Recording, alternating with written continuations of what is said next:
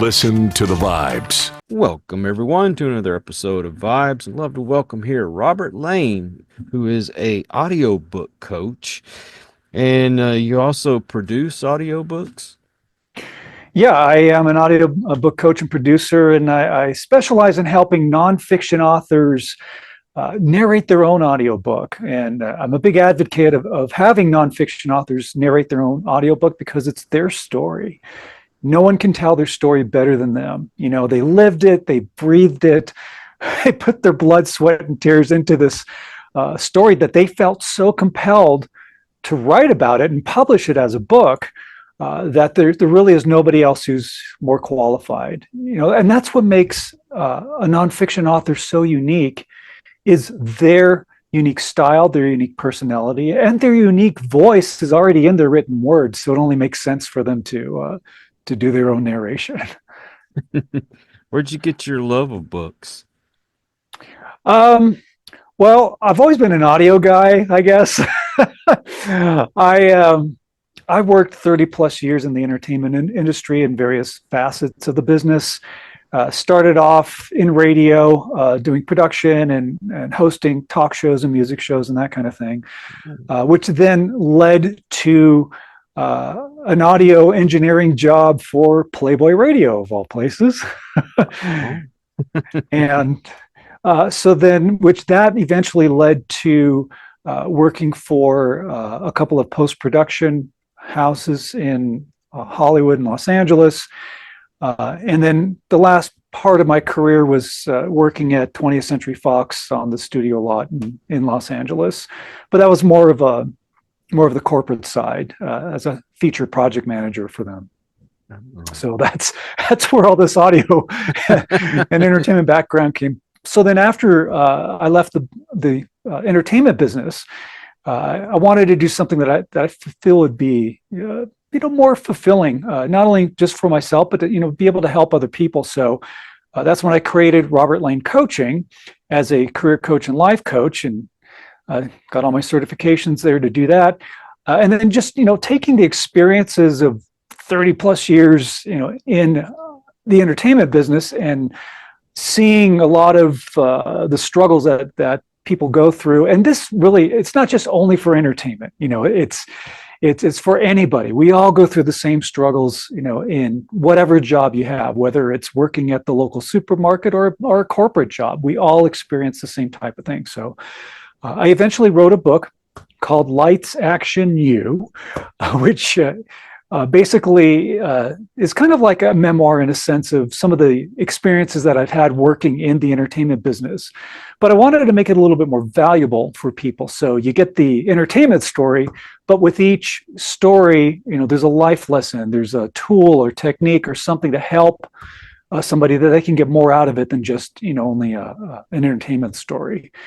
So from that, I know this is kind of a long road to get to what you asked, but that did lead to doing audiobooks, because as an audio guy, of course, I needed to turn my book into an audiobook, which I did. And then I had other authors approach me and say, hey, gosh, I could really use help I want to do this. So I expanded my coaching business to create an audiobook coaching program, which is called Your Book, Your Voice. And it's a 6-week program where I help the author set up their own recording space, teach them the fine art of narration, voiceover, how to be authentic, how to be compelling. And then they send their audio files to me and I do all the editing, post-editing for them, make sure it meets the exact specifications for publication, because that's a big deal. I've seen authors get rejected from Audible, and you don't want that to happen. And then I do all the uploading for them into Audible, Amazon, and Apple for publication. And so there you go. That's the story. Well, I figured it was just somebody sitting in front of a microphone and they're reading their book, and as long as they're not fumbling over their words, I mean, is there more to it than that? Yeah, there really is. One of the first lessons that I teach is mindset, because you really have to be in the right frame of mind before you hit that record button. You need to go back and tap into that core reason of why you wrote the book in the first place. What was that compelling factor? Because that's what you're bringing to the table. You're bringing that emotion, you're bringing that energy, and that's a crucial aspect of it. So it's more than just the practical things, mic placement, making sure your levels are good, body posture, hydration, those kind of things, which are all, of course, important. But what really makes a great audiobook is the intangibles, right? Those things that you can't physically touch, but you emotionally feel. Bringing your energy, bringing your emotion, because you are telling a story, and it has all the arcs with any type of story. So it is important, that you are in the right frame of mind. And one of the things that I come across, it's kind of a common thing actually with a lot of authors, is that they'll say, oh, I hate my voice. I don't like how I sound. I don't think I have what it takes. So that's another issue that we go over and talk about to build confidence, to love your voice, to embrace, this wonderful sound that's coming out of your body, because that's part of what makes you. That's what makes you so unique. And that's another thing that allows you, to stand out in the crowd. Let's say, I don't know, you're a weight loss coach and you've written a book, and there's, 50 weight loss coaches out there who've written books and they're going to do their audiobook. Well, what's going to make you stand out is you narrating your own book, because you have your own unique style, your own unique coaching, and that's what sets you apart than just hiring a professional narrator that's going to read it the same way for 50 books. So where's the uniqueness? You lose that if you don't narrate it yourself. What if somebody has a really annoying voice? Well, valid question. Absolutely. Luckily, I haven't run into that, which has been fantastic. So, but that can be an issue. And that is something that, before I enroll anybody into the program, we have a conversation first. We do, like we're doing now. We have a meeting, we meet face-to-face or virtually. And because I want to make sure that I resonate with them and they resonate with me. It's more than just, here's my landing page, scroll, give me your credit card. To me, that's very impersonal. I don't like that. So I like to talk to authors first and find out more about their book and what are their goals and what do they want to do. And then also, if I do run into a situation where I feel that they don't have the voice to be able to do it, then I will recommend them having a narrator do it, a professional narrator do it, because I want to do what's best for the author. That's hands down number one. So if that's the case and they find somebody else to do it, if they still need me to do all the editing and uploading, of their audiobook, that's fine. But if they have another narrator do it, that's okay. If that's what works best for them, then that's okay. But again, I haven't run into that yet, so that's a good thing. You've seen that Steve Martin movie, The Man with Two Brains, right? Oh, yeah, that's right. My voice. That's why I was wondering. Surely there's somebody out there that has a voice that's just annoying. And I know what you mean. I hate my own voice. I cannot stand to hear my playback. It drives me nuts. So how do you give somebody that confidence when they feel that way? Well, I think your voice is fine. Yeah, your voice is fine. It sounds like you have a little bit of a Southern accent, I'm guessing. Yes, sir. And you know what? That is part of who you are. That's what makes you you. I love it when people are from, if they're from the South or they're from the UK or, somewhere else and they have a little accent, that's okay. Because you know what? It's really your delivery. So you have to be comfortable with how you sound. And I know that, it takes a little work, but, just be grounded, be focused, and embrace, everything about you is what creates your author brand, for example, which includes your voice. So you just got to love it and know that it's your delivery that's going to make all the difference in the world. How you tell your story is what's going to make all the difference in the world. I don't find your voice annoying at all. I think it's fine. Well, thank you. You know? I appreciate that. But that's all part of it, and it's how you deliver it. I mean, look at the band Rush. I mean, how many times have people, especially when Rush first came out, Geddy Lee is like, oh, it's like, I forget one thing that he said in one of his reviews, like a chipmunk scratching on a chalkboard or something for singing, right? But you know what? I love that band. It's a great band. The musicianship is just off the charts. Those guys are great. Their personalities are great. You get used to the voice, and that's what makes them so unique. So I mean, it's an interesting analogy, I know, but still, it's and people love them. So there's no reason why people wouldn't love your voice or love an author's voice. And then again, it's all part of of who you are, what makes you you, and what makes you unique. So gotta love it, and you gotta embrace it. Do people add music and things like that in the background? Well, for the most part, not really. It really depends on what they're trying to achieve in regards to the story that they're telling. 9 out of 10 times, you don't need to have music. You don't need to have a whole big production. And this is something that I do talk about with the authors, and that's a very valid question. So it really comes down to this. If doing all this extra production, is that really going to move your story forward or not?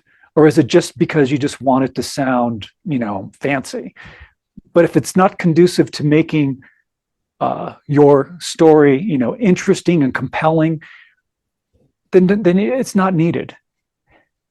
The way you express yourself and the way you tell your story is what really locks people in, because they want to hear the author tell their story.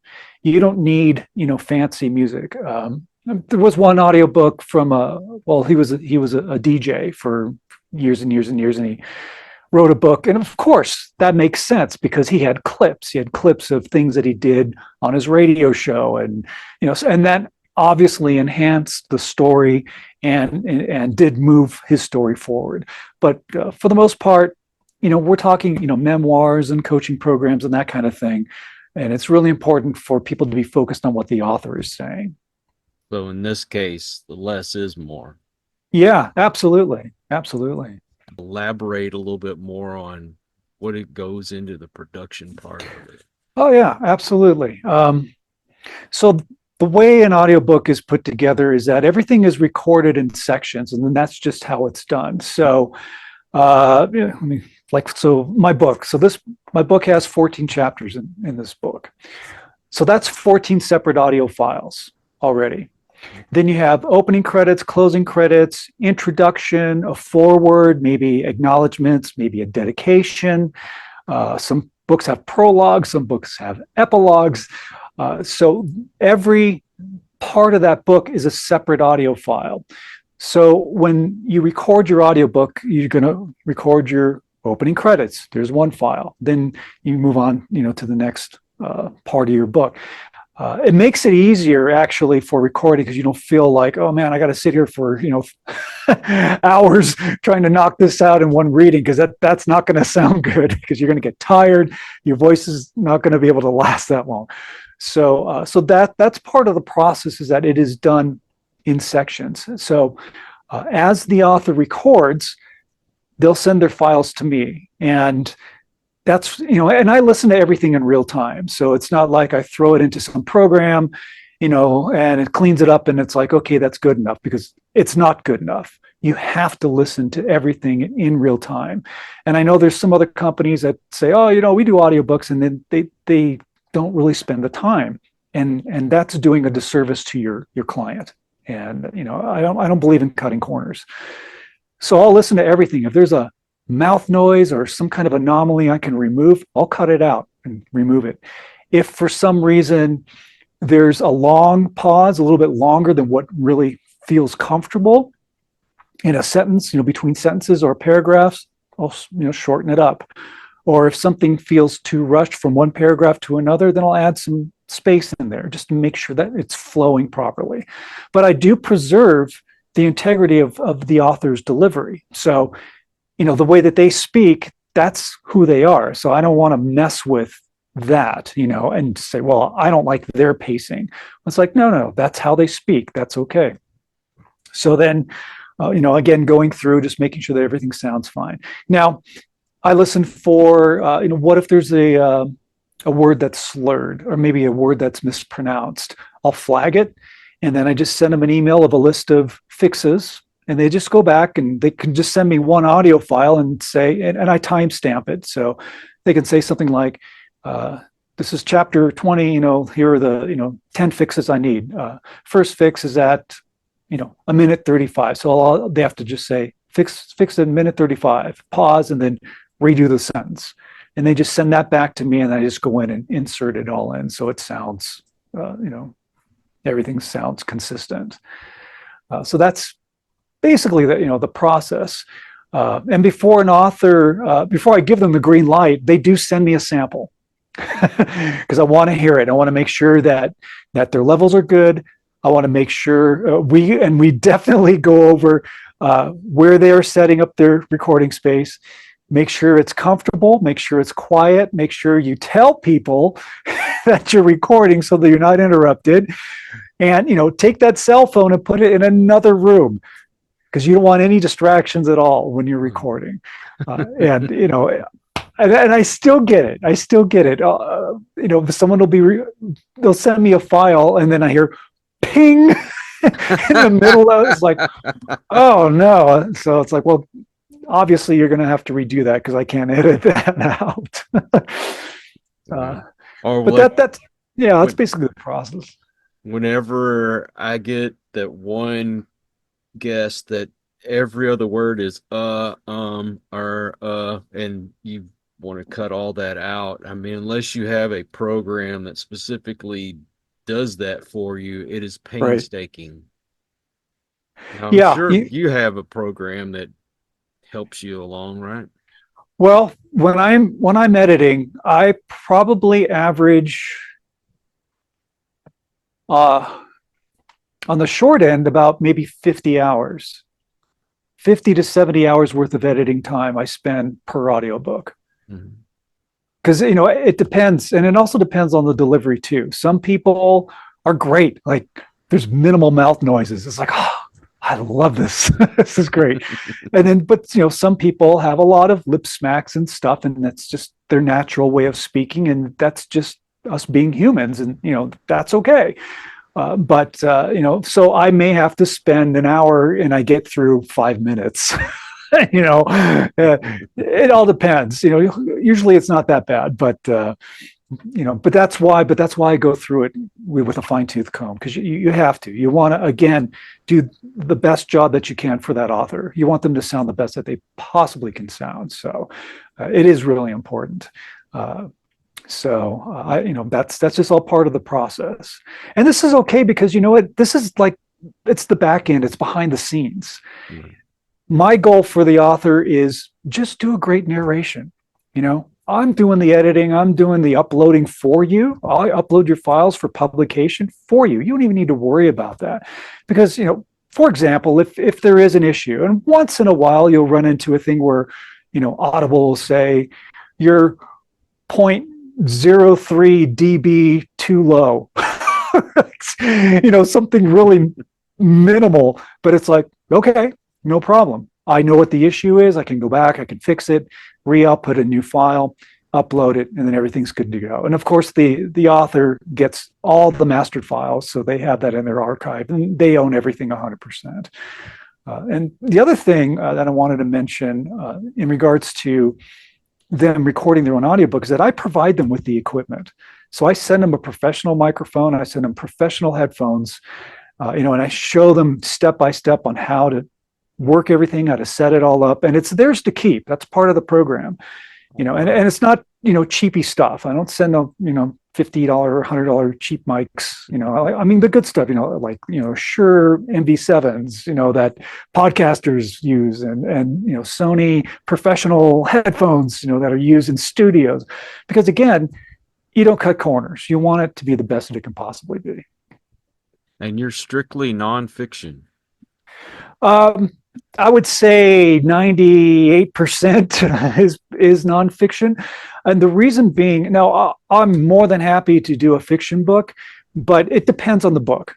A lot of fiction books, I mean, if you're doing the romance fantasy in space, with different characters and different worlds and different dialects, and then maybe you want to hire a voiceover person who can do multiple voices and bring characters to life.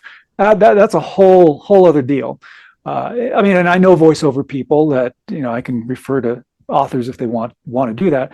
But if someone has a fiction book, but it's a story and they're telling a story, and it's one person, then sure, that author can narrate that, whether it's fiction or nonfiction. But usually nonfiction, because it's somebody sharing their own personal experiences, or like I mentioned, if you're a coach or an entrepreneur or educator or teacher and you have something that you want to teach, then it, again, makes sense for the author to do that narration. Well, if someone wants to get a hold of you or maybe just ask a question, do you have a website? Absolutely. You can go to robertlanecoaching.com. Pretty simple. robertlanecoaching.com talks about the audiobook coaching program. And on the homepage, if you scroll down, there's clips of other authors who've gone through the program, so you can hear how they did their narration. And, again, these aren't professional speakers, but I think they did great. They did such a great job. And this is something interesting I'll share with you quickly. And that is, I listen to this stuff all the time. So when I'm editing, I'm in editor's mode, so I'm really focused on that. But when I do the final output, and that's like my final quality control pass, when I'm doing the final output, and it's in real time, that's where I really get to listen to really focus on the story. And I tell you, every time I get sucked in, and that's a testament to the author, it really is to their ability to tell their story, and then I'll send them their files back and I'm like, hey, when are you sending the next chapter? I want to know what happens next. What's going to happen? So it's a great feeling. It's a really great feeling. Robert, thank you so much for coming on the show today. My pleasure. It's been a blast. And I also want to thank all you folks out there. If you are new to the channel, I hope you'll come back. Please hit that subscribe button from our regulars. You guys are awesome because you make it possible for me to do this. Until the next one, everyone, please take care. Be kind to one another. God bless and peace. We hope you enjoyed this episode of Listen to the Vibes. You can catch us on Buzzsprout or wherever you listen to your favorite podcasts. And on YouTube. Follow us on Facebook at The Vibes Broadcast Network